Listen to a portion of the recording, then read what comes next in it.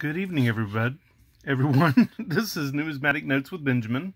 I am Benjamin, and I am finally enjoying some peace and quiet after the 4th of July weekend experience where I think people spent most of their COVID money from the government buying extra firecrackers. I've never heard more concussive shells and had my sky lit up like it was daylight as I did this 4th of July. The family got together at my sister's house and we celebrated all of the July birthdays that our family has. Myself, my little sister, my brother-in-law's mother. I guess it was just the three of us. Nevertheless, it was a nice excuse for a cookout. And in the cards that were given out, my sweet father gave me a birthday present that I was not expecting. And it came with a story. And the story was when my father was 16 years old, he worked at a grocery store. And this banknote came in. And he was so excited to see it that he had to have it. And when payday came around, my father was able to buy this note. And I had seen this note once or twice in my life, but didn't really know this story about it. So it really is precious to me that it was so meaningful to my father that he kept it all these years. And then he then passed it on to me. And the note that we're talking about is this $20 bill, and you might be thinking, it's not the best condition, it's been severely creased, but take a closer look. It says Hawaii and Hawaii, and when you turn it over, there it is, Hawaii. And another difference is the seal and the serial number are in a brown color. And there's a story behind this note, and I'll get into a little bit of information after I go over the details. This note is a 1934A issue. It is a Hawaii overprint, and it dates this note to the time of World War II. It measures approximately 155 by 65 millimeters. Andrew Jackson is the president that appears on the face of the note, and the back is a depiction of the White House. Standard Catalog of World Paper Money calls this a PIC 41. The banknote book has not done their chapter on the U.S., so I don't know what their catalog number is. I got additional information that I'm going to share with you from Wikipedia, from numista.com, and from visitpearlharbor.org. And they put together a nice little description of the whys behind this note.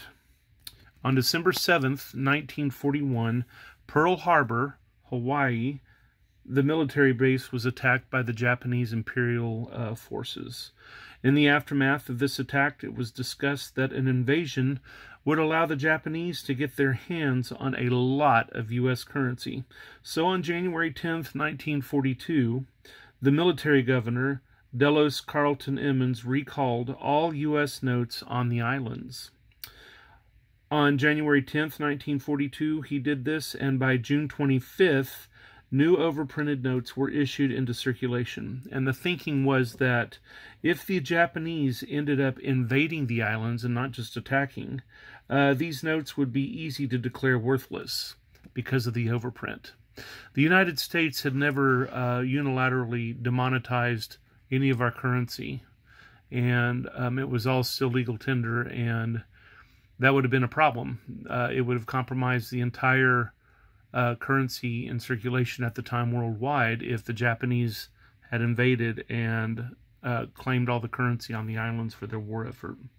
So this overprint and the color of the seal allowed them to declare these worthless in that contingency. So by July 15th, all non-Hawaiian notes were due to be turned in. And starting on August 15th, no other paper currency was allowed used on the islands except in specific situations.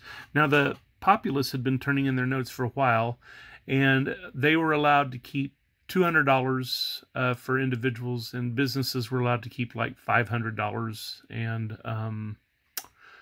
I guess the rest of it was turned in. This left them with approximately $200 million in currency that they did not want to have to deal with sending it back to the mainland. So what they did was they used a couple of cemeteries. Which one they used is up for question, but they started out using some crematoriums to burn this currency. and they ended up using a sugar mill, a local sugar mill with bigger furnaces to help get rid of the $200 million. The notes continued to be issued until October 21st of 1944, and the recall of these notes after the war started in April of 1946. Of course, not everybody turned these notes back in, and they're still legal tender for face value, but many of them were dispersed across the United States in the pockets as memorials and remembrances of soldiers and loved ones who either died or went through Hawaii during World War II. This is a very poignant note. It represents tragedy on both sides of the war, that of the young soldier of the United States and that of the forced soldier of the Japanese Empire, who were just doing as their government told them to do. It's a sad thing. War is a very brutal thing. My grandfather fought in World War II, but he was in the European theater, and there was no such use of overprints for U.S. currency in the European theater. Now, in North Africa, they did a similar color seal, a golden seal, that they would then have been able to use if the Nazis had been able to capture caches of our money, but there were no other overprints.